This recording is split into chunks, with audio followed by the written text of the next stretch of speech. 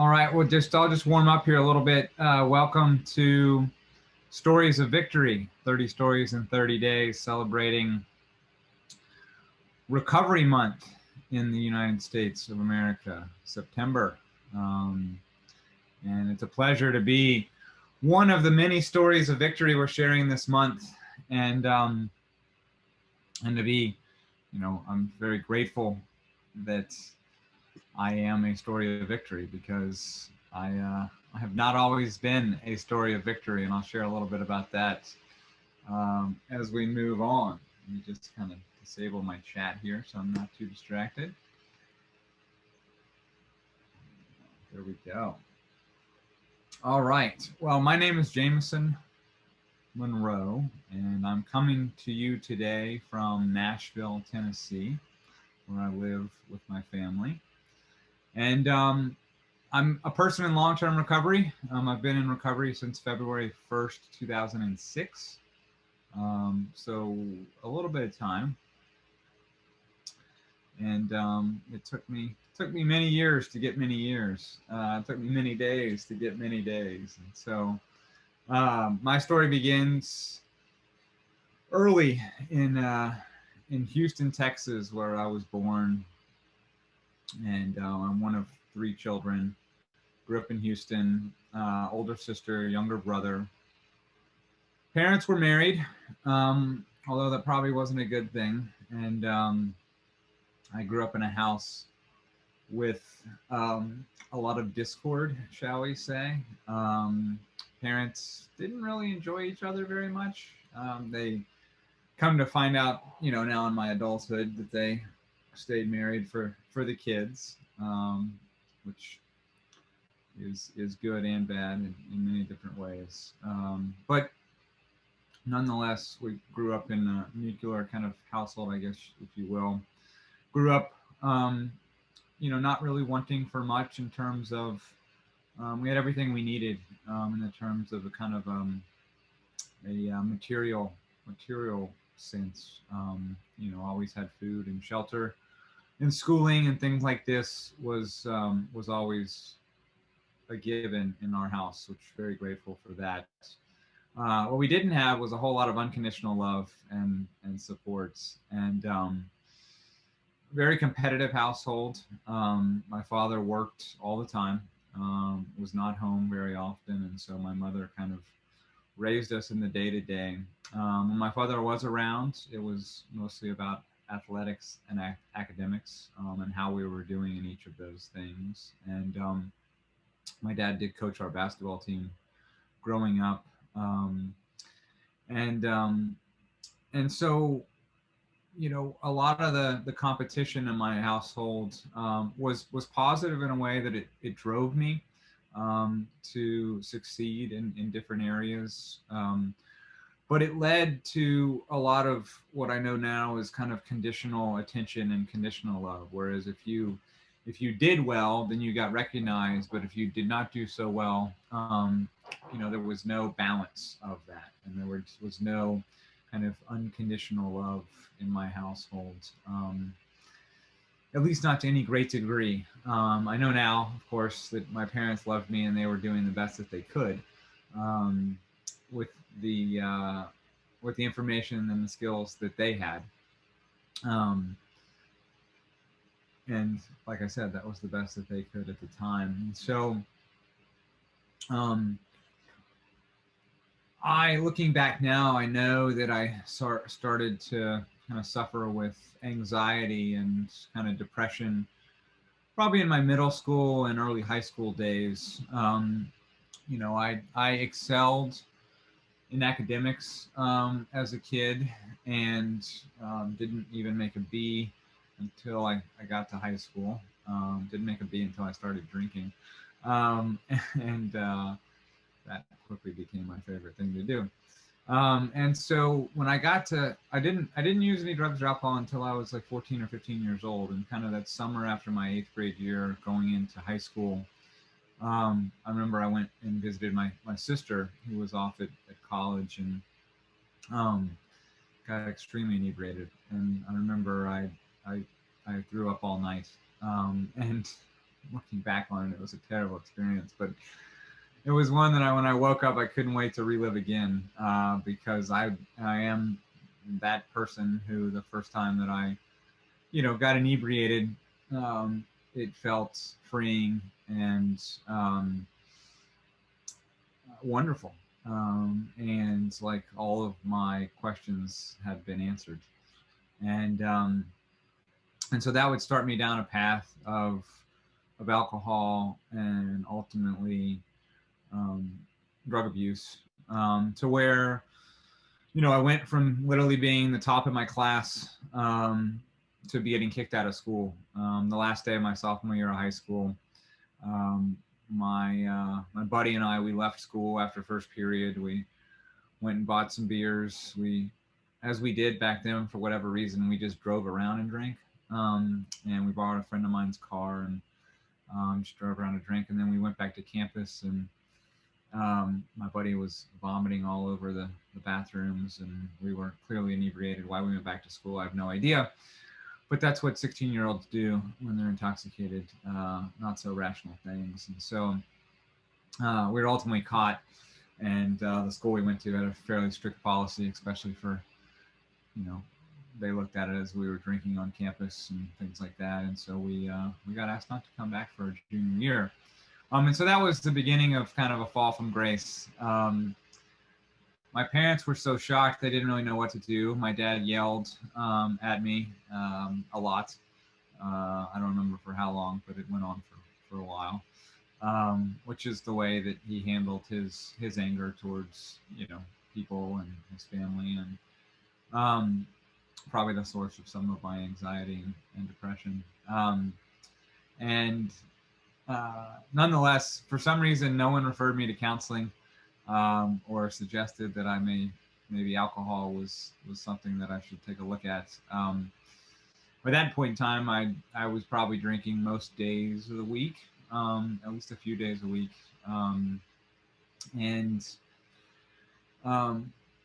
like I said, that summer was spent a little bit in a depression, given the fact that, I'd been kicked out of school, and but it didn't slow down my using in any way, shape, or form. And the school that I ended up going to after that, the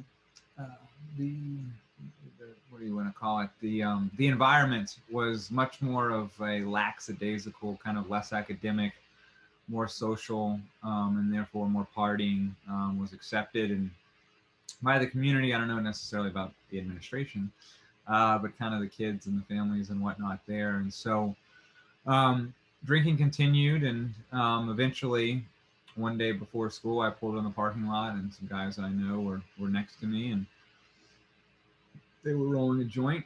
And this is the beginning of my senior year in high school, and I was maintaining good enough grades to stay in school, and kind of keep the heat off. And they were rolling a joint. They said, "You want to come?" I said, "Absolutely." And so I did get high the first time I smoked pot, and went back and walked into my calculus class, and never did any more calculus the rest of the year. And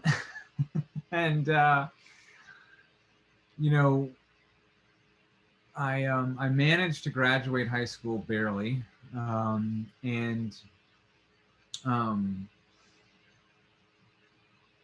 then went on to college. I graduated high school barely, and I got into college. I had to go to summer school in order to, work my way into college. I went to the University of Texas, and they had an interesting thing to where if you didn't get in, you could go to summer school, and if you made a certain GPA, then you got in. And so I took advantage of that opportunity and somehow made it through and got in, but then quickly stopped going to school once I got in.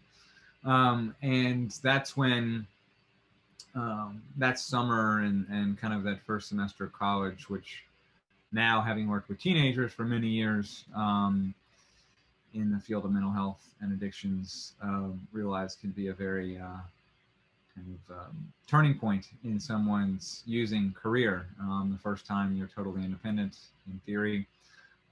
And for me, it was the case, to where my and my peers to a large degree, drug use and drinking and everything took a step up. And that's where I was introduced to many other drugs, particularly, Xanax, Valium, and cocaine, which have become a big part of my life. All of those. And anyways, I failed out of school, and also got arrested for public intoxication, and then got arrested for drinking and driving for a DUI. Finally, after 2 arrests and failing out of school, my parents took me to see a psychologist, and for an assessment to see what was going on. I think probably my attorney and probably court probably suggested it, more so than my parents, but my parents followed through and took me to see a doctor. And I remember meeting with this doctor, and I remember giving him, about half of the information around my drinking and using. Nonetheless, even though I gave him half the story, after we met for a little bit and he asked me a bunch of questions, I remember he called my parents back into the room, and he said, so, I've met with Jamison for a while, and the way I see it, Jamison, you have 3 choices at this point in your life. One is to keep doing what you're doing, keep drinking and using, and, eventually, you may die. 2, keep drinking and using and driving, and you'll kill someone else, and that won't be any fun. And then the 3rd option is you can go to rehab and try and get sober. I told you how I was a reasonably intelligent young man, and so I weighed these options, 1, 2, and 3. And I remember we went out to the park. I was like, great, I'll think about that. And we went out in the parking lot, and I think I had ridden with my mom. I definitely didn't have a driver's license at the time, and so my father had met us there from his office, and dressed in his suit and tie, and very serious man at that point in time in his life. And I remember standing in the parking lot with my mom and dad, and my dad looking at me and going, well, what are you going to do? And I was like, what do you mean? What am I going to do? Well, you heard the man. You have 3 options, A, B, or C. Which one is it going to be? And I remember just being like, oh shit, I have to decide right now. Well, if I have to decide right now, 1 and 2 don't sound like very good options. So I'll take option 3. And at that point in time, it was at that moment when I told my mom and dad that, I would go to treatment, only because the other 2 options didn't sound very promising. But when I made that decision, or at least told them that I was deciding that, it was the first time I ever saw my dad cry in my entire life. I think whether happy or sad tears was that moment. And looking back on it now, obviously there was a lot of shit going on in my life, and looking back on it now, I know in his life as well. But particularly with his son, his oldest son, his namesake, and someone who had been a decent human being up until a few years prior to that, and now is just a shit show, deciding to take a different turn. And so it was a poignant moment that I'll always remember in my life. My dad standing there in the parking lot, crying, because he felt like there was hope and a chance that he would be able to get his son back. It took me, a couple months, maybe a month or 2, to finally get on that plane to go to treatment. But I did in January of 2000. Yeah, January of 2000 was the first time I went to treatment. I was 18 years old at the time. And I went up north, Midwest, and checked into a 28, 30-day program.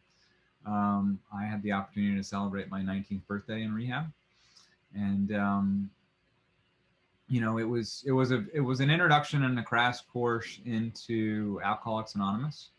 A lot of reading the big book, a lot of talking about the big books, a lot of 12-step related meetings.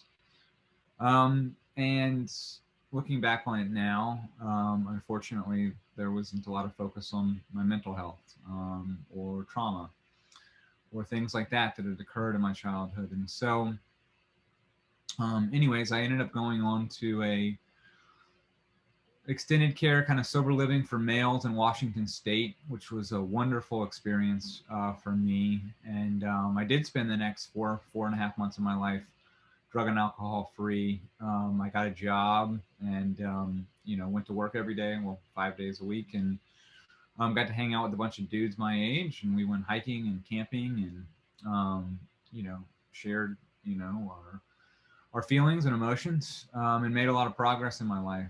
I felt like, but ultimately I returned back to Texas, and about a month after being home, I went to a Grateful Dead cover band concert and proceeded to smoke a lot of weed.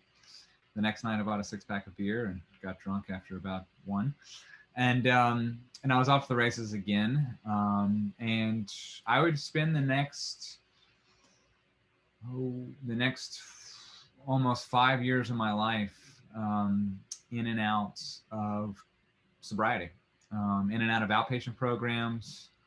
I would proceed to get arrested about 3 more times for public intoxication, um, mainly in Austin, mainly on 6th Street or 4th or 5th. And that was there were some fun times, but it was a very up and down emotional time period. I would something bad would happen. I would get in trouble for whatever reason, and I would go to a couple meetings, and I would stay sober for a month. I would stay sober for a week. I'd stay sober for 3 months, I think, at one point in time. But looking back now, I never dealt with what was on the inside. I never dealt with my insecurities. I never dealt with my anxiety. I never dealt with my depression. I never dealt with my trauma. And so I was really just white knuckling at the end of the day. And then ultimately, I was 24 years old, and I don't know if you've seen the movie Van Wilder, but been called that before. And my friends had all kind of graduated and had jobs and all that kind of stuff, but I was still stuck in the same place.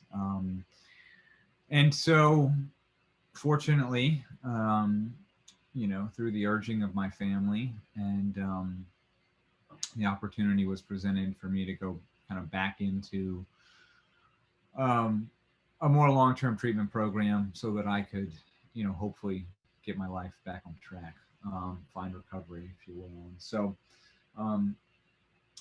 I also just want to comment here that, my brain, my prefrontal cortex, when you're 24 versus when you're 19 has come on board a little bit more. And so, I feel like at that point in time, as opposed to the first time, I was just kind of making a decision to go to treatment in order to get the heat off my back, in order to appease my parents.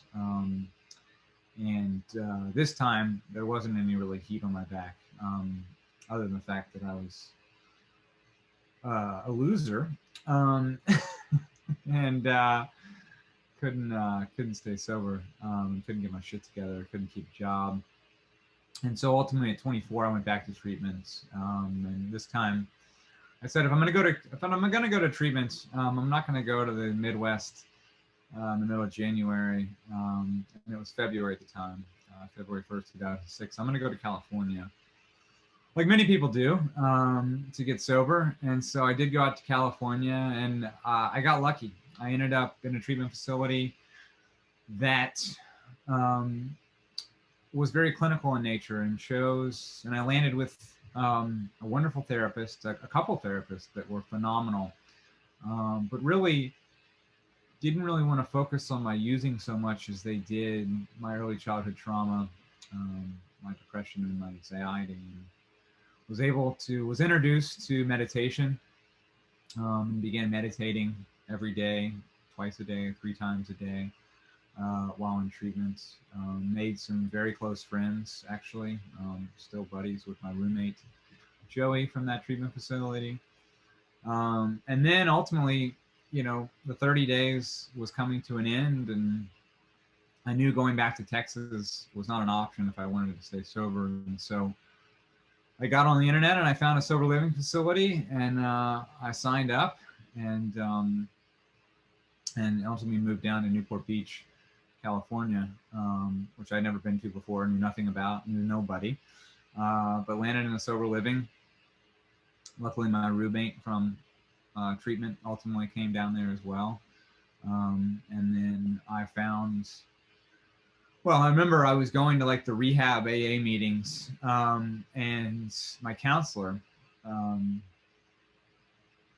remember meeting with her a couple weeks into sober living, and the counselor was like, so how are you liking, the meetings or whatnot? And it was rehab AA, which if you've been to kind of rehab AA, it's a bunch of knuckleheads and there's some old timers and whatnot, but largely it's very, very, a lot of very early recovery and a lot of in and outs and a lot of relapse. And I was ready to put this shit behind me as much as I could. I was ready to move on and serious. And so she actually made the great suggestions. She's like, I know where you need to go. You need to go to this one meeting every morning at 7 a.m., and luckily I was fortunate enough to have a car in the sober living environment. It was a very large sober living. They probably had 20, 25 houses.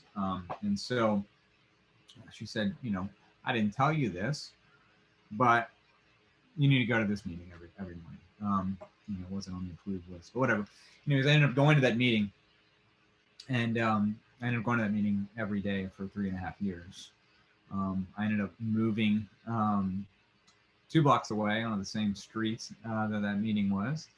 And then I moved on the same street again, and ultimately found a wonderful home group and a wonderful therapist, and got my life back thanks to that home group, the Oasis Senior Center meeting, which is no longer, unfortunately. And during early sobriety, I remember it was it was a great time in my life. One of the best times in my life, I feel like. Look back on it very fondly. And reading Eckhart Tolle, meditating on the beach, doing yoga, exercising, having various get well jobs that helped me pay the bills. But it was, a bit of a carefree lifestyle to where I was just trying to, stay sober, make friends, stay healthy. And, ultimately, that senior center was tore down in order to rebuilt, and the meeting moved. And honestly, I have not really been to an AA meeting since. And so it's been 12 years. I've probably been to about 20, 25 meetings in those 12 years for various birthdays, anniversaries, friends. I can mention that my younger brother followed in my footsteps right behind me. He's 2 years younger, and he got sober at 18, and with a little slip up after a couple years, but he's been sober, I think, over 16 years now, almost 17 years, I think, this year. And so in November. And so, but being able to connect with my brother around recovery, has been something amazing. And I've been to some meetings with him. But what really has been my go-to has really been meditation. Yoga has come and gone in my life, but meditation has been what keeps me sane, and I feel like what keeps me sober. Other physical activities, yoga, exercise, have come and gone, and have aided me at different times in my life. And every time I'm doing them, right now I'm in an exercise, staying healthy through physical movement and exercise. I feel like my life is so much better, upgrades my life, to use Recovery 2.0 terminology. But meditation is really what has kept me sober and sane, and friendships as well, whether they're sober or not. But have definitely made some of my best friendships through recovery. And a bit about, my life is that, so when I, after I had a little bit of sobriety under my belt, call it, I don't know, 4 or 5 months. But you know, had worked a couple different get well jobs. I I knew that I wanted to help people. I knew that when I was a teenager, um, I um, I knew that when I was a teenager, you know, I needed a lot of help, and I knew that. I mean, I was getting in trouble. I was acting out, and you know, mostly my parents and my friends were witnesses to that. But I feel like my school was a witness to that. Obviously, getting kicked out, and but not until like I got arrested twice, you know, did someone figure out that I needed professional help, you know, and so I had no counseling, no assistance, no help, not even a school counselor saying, hey, let's talk. And so, you know, when I figured out when I was, you know, sober this last time around, I had to kind of figure out what I wanted to do with my life. And I really figured out that I wanted to help people. I wanted to help people find what I had found at that point in time in my life, as many of us do when we're in that pink cloud. But I really wanted to help people like myself that were teenagers that were lost. And so I thought that meant I was going to go to medical school and become a doctor. And so I was looking into that, looking into post-bac pre-med programs, looking at student housing and whatnot around UCLA and USC, being in Southern California. And ultimately lucky, I talked to my sponsor at the time, talked me out of that for whatever reason, saying that, you know, you want to spend the next 10 years of your life doing this. And if you want to help people, there's a lot of other ways to help people. And so I ended up taking the graveyard shift, the third shift at a local rehab facility in Laguna Beach, you know, for $11 an hour or something. And which is, and then I ended up, you know, luckily working my way up and then in that organization pretty quickly. And ultimately, a couple years after that, ended up starting my own treatment facility for teenagers that was called Newport Academy, or is called Newport Academy. And, you know, got to live my dream every day of helping young people and families, you know, move from darkness to light, find, you know, shelter in the storm and make sense of, well, this crazy world, but you know, life and how crazy it can be with family dynamics, with depression, anxiety, and with mental health issues, with trauma, with substance abuse, and all these things. And you know, my dad, when both of his sons were in the midst of our addictions, so when, you know, I was probably 19 and had relapsed, my brother was 17, maybe I was 20. No, I was 20 and my brother was 18. So my brother had taken a bunch of LSD and was tripping for about a week. My dad went to see a therapist to deal with his kids, and luckily he landed in a good therapist office because the therapist told him, I don't care about your kids, you know, so many words, but let's talk about you. And my dad was able to figure out a lot of his part of why he was the way he was, and figure out his part in the whole family system and the family dynamic. And so luckily we ended up getting to do a lot of work together. When I went to treatment, you know, I guess 3.5 years later or so, he came out and spent a week while I was in treatment, and we got to do a lot of work, and we continued to heal our relationship through time and through quality time and just through time passing and having a bunch of discussions about life and being a parent. And I'll tell you, one of the most healing things can be having your own kids. And I don't know if you can see my son up there, Finn, and I in that picture back there. But you know, now being the father of 2 kids, you know, being a parent, realizing that it's a crazy time when that first kid comes. You know, you have no idea what you're doing. You can only read so many books, and I'm very grateful for my wife and all the time that she has spent kind of researching and educating me on how to be a good parent and how to show up for our kids. But nonetheless, you know, I realize that parents are only doing the best they can with the knowledge and information and their experience. And so came to find out, you know, that my dad didn't have the greatest childhood either, and that my dad, was only doing the best that he could. But that what the story, I want to share is that relationships can heal, especially if both people are willing to show up, which is amazing.